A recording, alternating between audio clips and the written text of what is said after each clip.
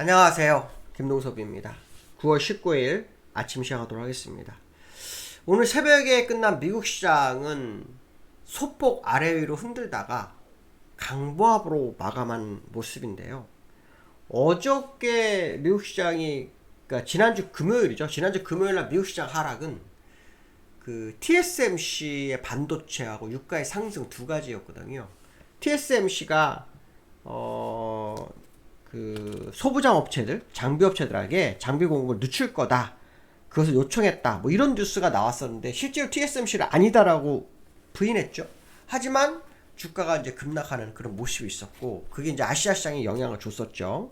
그 다음 유가가 또 상승을 했었는데요. 오늘은 FMCA와 유가, 뭐 두 가지로 귀결되는 것 같습니다. FMCA가 오늘 밤부터 미국 시장이 진행이 되죠. FMC 회의의 뭐 결론은 뭐 아무도 알 수 없지만, 일단 시장에서는 동결 가능성이 99% 정도 됩니다. 거의. 그러니까 뭐 완전히 뭐 동결로 거의 확정지거나 다름없습니다. 근데 사실 요 근래 계속 그 미국에서 FMC 회의 때 금리에 대해서 다 90%가 넘었어요. 근데 문제는 뭐냐면 소비자 물가 지수가 근원 CPI를 제외하고는 올랐죠. 그렇죠? 소매 판매도 올랐죠. 생산자도 다 올랐거든요. 다 올라왔는데도 동결을 외치는 거 보면 도대체 무슨 이유일까 궁금하기도 합니다. 그러나 분명해서 뭐냐면 FMC 회의는 아직 끝나지 않았고 시작도 하지 않았다는 거죠. 이 FMC에서 시장에서 기다리는 것은 연준이 향후 금리에 대해서 어떤 뷰를 가지고 있는지, 요걸 좀 기다리고 있는 상황인 것 같고요. 저는 개인적으로 연준이 좀 강한 마인드로 나올지, 아니면 항상 하던 대로 지표에 따라 대응할 건지. 사실은 지표에 따라 대응한다면 지금 좀 부담스럽죠. 근원 CPI는 내려왔지만 유가의 상승으로 인해서 인플레이션이 나빠지고 생산자 물가에서 나빠졌기 때문에 그거에 대한 부담은 분명히 있을 거라는 거죠. 근데 그 부담을 연준이 지금 어떻게 성명서를 통해서 만들지, 아니면 시장이 원하는 대로 정말 동결하고 아무것도 없을지, 아니면 연준이 생뚱맞게도 깜짝 금리 쇼를 할지, 뭐 이건 지켜봐야 되겠죠. 아마 그런 부담감이 미국 시장을 어제도 하락시키고 오늘도 못 간 것 같습니다. TSMC는 핑계인 것 같고요. 어쨌든 그런 것 같습니다. 그래서 동결을 99% 예측하지만 지표가 나쁜 것 때문에 시장이 FMC로 약간 불안해하는 그런 상황이 아닌가, 그런 해석을 좀 해볼 필요성이 있고요.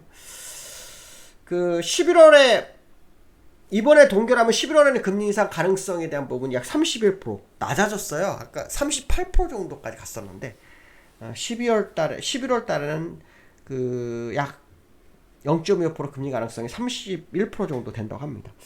골드만삭스 쪽에서는 인상 가능성 자체를 아예 낮게 보고 있긴 한데요. 어쨌든 그런 모습이다.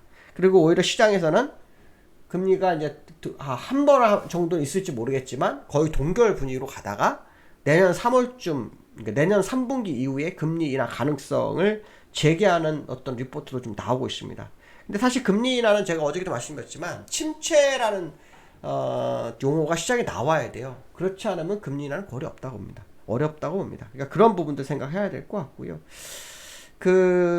아까 제가 유가도 하나 얘기를 했는데, 유가가 지금 계속 뛰고 있어요. 연중 최고치가 되면서 91불 50센트가 되는데요. 지금 100불이 넘을 거다라는 그런 얘기도 좀 나오고 있는 상황이고요. 옐런이 중국 성장세로 인해서 유가가 상승을 견인하고 있다, 이런 얘기를 하면서 안정될 것이다 라는 얘기도 합니다. 근데 사실 미국이 할 수 있는 것은 비축유, 전략 비축을 푸는 것밖에 없잖아요. 그거나 셰일가스를 생산을 좀 많이 하는 방법인데, 셰일가스는 지난번에 손익분기점이 맞지 않아서 부도나는 기업이 많았기 때문에 셰일가스는 아마 어느 정도 조절을 하고 있는 상태라서 비축유를 방출하는 것밖에 없는데, 옐런이 아마 비축유 방출에 대한 것을 뭐 미리 알고 있나 싶기도 하네요. 어쨌든 이 국제 유가가 안정될 거에 대한 어떤 기대감을 옐런이 표현하는 모습입니다. 그렇지만 유가는 또 올라서 91불 50센트까지 올라가는데요. 이 91불 50센트가 기술적으로 굉장히 중요한 자리거든요. 우하향 추세선을 돌파하는 자리이기도 하기 때문에 이 부분을 무시하고 지나가기에는 좀 부담스러운 자리다, 뭐 이런 얘기를 해드리고 싶고요. 지금 그 골드만삭스하고 모건스탠리가 새 아이폰에 대해서도 좀 언급하는 모습이 있더라고요. 수요가 낙관적일 것이다 라는 식으로 전망이 나오고 있는데요. 그 중국에서 공무원들을 대상으로 아이폰 사용 금지가 내렸죠. 그 이후로 그 애플 주가가 상당히 한 10몇 프로가 빠졌었는데, 지금 요거를 방어하는 듯한 어떤 뭐 발언들이 좀 나오고 있는 상황이다, 이런 해석을 해볼 수 있고요. 새 아이폰 15가 어떻게 될지는 시간이 더 지나봐야 알겠죠. 중국의 소비가 컸는데 중국 소비가 낙하된다면 수요가 더 늘지에 대해서는 의문점이 좀 있지 않을까, 뭐 그런 해석을 한번 해볼 수 있을 것 같고요. 지금 보시면은 나스닥은 0.01%, 다우는 0.02% 올라서 끝났네요. 그렇죠? 근데 다우는 그냥 21선에서의 십자 도지 비슷한 모습으로 끝난 거죠. 근데 장중으로 그 0.3% 상승했다가 0.2% 하락하고 마감하는 그런, 하락했다가 보합으로 강보합으로 끝나는 모습이었고요. 나스닥도 장중한 때 0.3% 상승했다가 또 0.3% 마이너스로 갔다가 그다음에 강보합으로 마감했습니다. 결국은 뭐 거의 십자도지 형태의 모습이긴 한데 일단 영망치의 모습으로 끝났네요. 지난번 저가에서의 싸움을 지속하고 있는데 다우는 21선 위에 있고요. 나스닥은 20선 밑에서의 흐름을 보이고 있는 상황이죠. 그 다음 유가를 좀 보여야 되겠죠. 서부 텍사스 중진율은 봐야 되는데요. 서부 텍사스 중진율가 좀 올랐다고 아까 말씀드렸는데요. 제가 아마 추세선을 한번 그어놨죠. 추세선 돌파가 됐네요. 그렇죠? 추세선을 제가 이렇게 그어놨었죠. 몇 번 보여드렸는데 이게 91분 30센트 정도 됐었거든요. 일단 넘어가 섰습니다. 이렇게 되면 일단 새로운 추세로 가느냐, 아니 한번 눌렀다 갈 거냐, 뭐 요 싸움일 수 있습니다. 눌렀다 갈 수도 있고 올라갈 수도 있는데, 지금 시장 흐름상으로는 올라갈 확률이 높고요. 옐런의 발언이 뭐 진짜라면 비추기가 좀 방출되면서 유가를 약간 누를 수 있는 부분이 있을 것 같고요. 어쨌든 그런 상황이 시장에 있다, 뭐 그런 해석을 해봐야 될 것 같고요. 그 두 번째로는 삼성전자가 어저께 급락을 했죠. 삼성전자 어저께 외국인과 기관이 이 매도를 했어요. 어저께 보시면 삼성전자가 외국인 기관이 매도를 하면서 눌렀어요. 근데 요 근래 기관이 엄청 많이 샀는데, 기관이 사기 시작한 가격이 79,000원이에요. 그거보다 떨어졌어요. 그게 무슨 말입니까? 손실이 어마어마하게 난 거죠. 9천억 정도를 기관이 샀어요. 그리고 지난번에 외국인들도 1조 넘게 여기서 매수를 했고요. 그러면 이들은 전부 다 수익이 없는 거예요. 이건 지금 매수가가 얼마냐면 약 71,000원이에요. 그러니까 지금 외국인도 7만원대 초반, 기관도 7만원대 초반에서의 싸움을 계속하고 있는데 못 간 거예요. 이건 굉장히 이해가 안 되거든요. 그래서 어저께 만기가 있었죠. 요즘 만기가 2개입니다. 월요일하고 목요일. 그래서 그 영향이 아니었을까 이러는데요. 도이체방크 쪽에서 디램 가격에 대한 바닥을 지났다, 뭐 이런 언급이 나오면서 마이크론의 어떤 매수를 그 투자 의견을 매수로 상향을 했어요.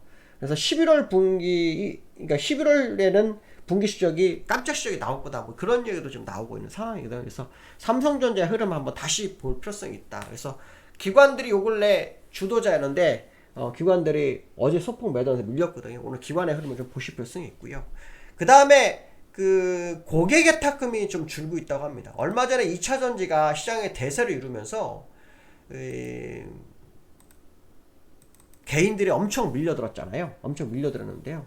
2차전지가 이제 고점, 그 에코프로가 이제 거의 대장이다 싶었는데 150만원 찍고 지금 뭐 90만원 돼버려서 개인들이 거의 떠나고 합니다. 그래서 한 1조 정도 매도로 하면서 떠나고 있는데요. 고객의 탁금이 약 4조 정도 줄었다고 하네요. 고객의 탁금은 잠재적 매수 물량이기 때문에 고객의 탁금이 떨어졌다는 것은 시장에 좀 부담으로 작용할 수 있다, 뭐 그런 해석도 될 수 있겠죠.